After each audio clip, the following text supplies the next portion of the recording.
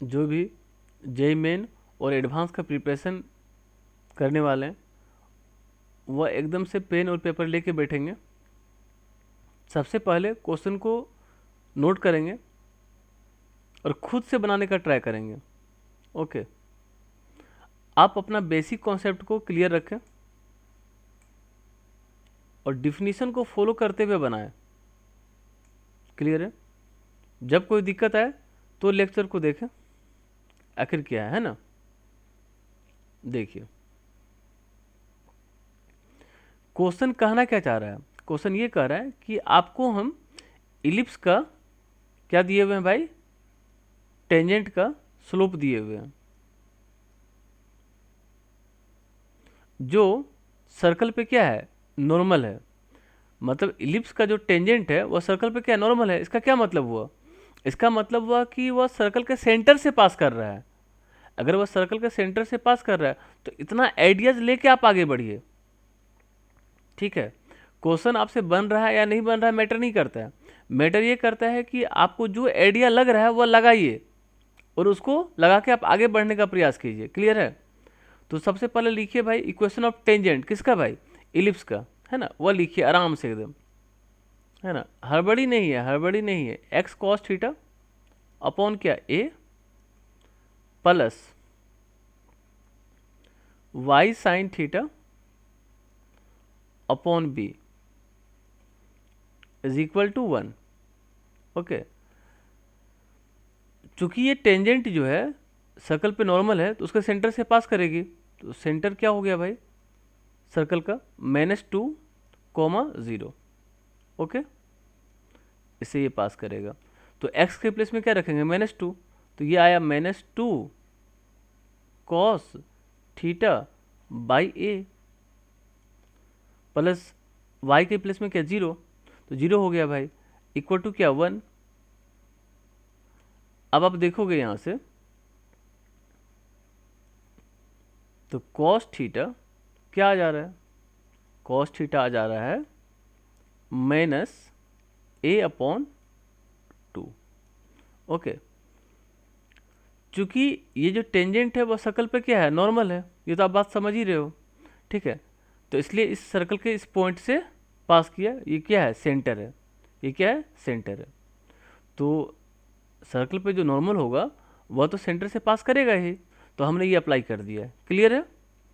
अब आप ये देखो कि भाई कि ये जो टेंजेंट है ना, टेंजेंट इसका स्लोप क्या है। तो अगर इसका हम स्लोप देखते अगर हैं,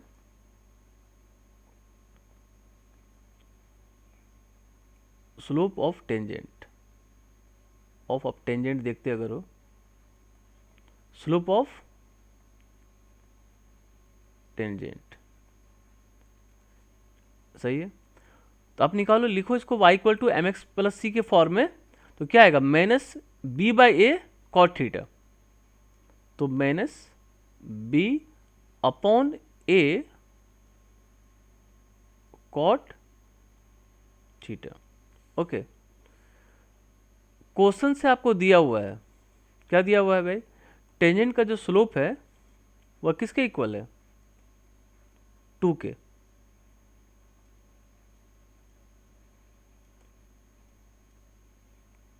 ठीक है, तो यहां से आप निकाल लोगे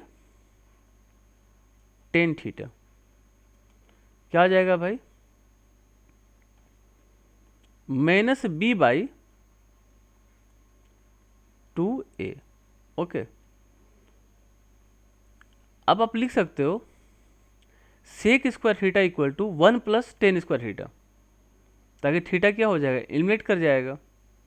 तो कॉस थीटा इक्वल टू दिया हुआ है, तो 4/a²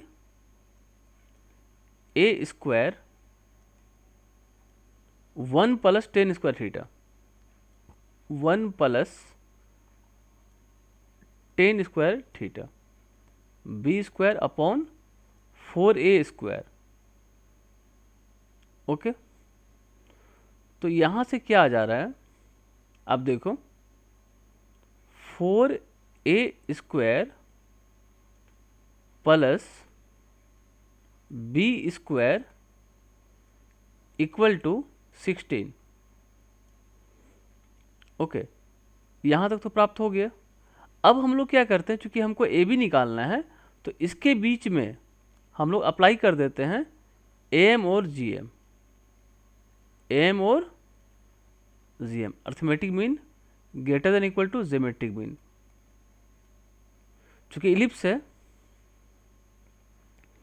तो हमको पता है ए बड़ा है बी से, बी बड़ा है 0 से, ये हम क्या मान के चल रहे हैं, हॉरिजेंटल इलिप्स। ओके, तो आप ए एम जी एम लगा दिए तो क्या हो जाएगा भाई, 4a² plus b²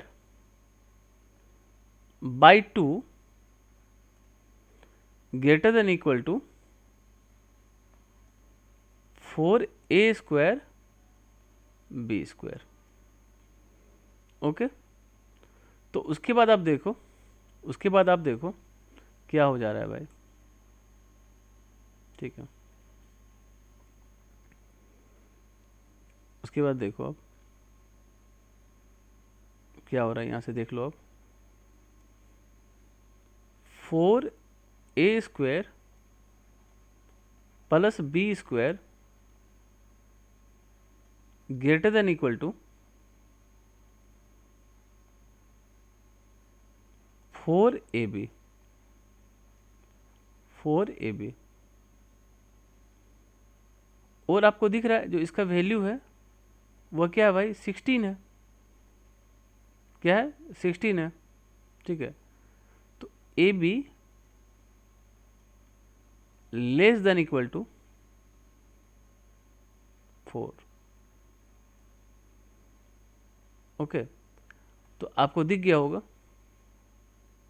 max value of A B क्या होगा, ए बी का मैक्सिमम वैल्यू क्या होगा,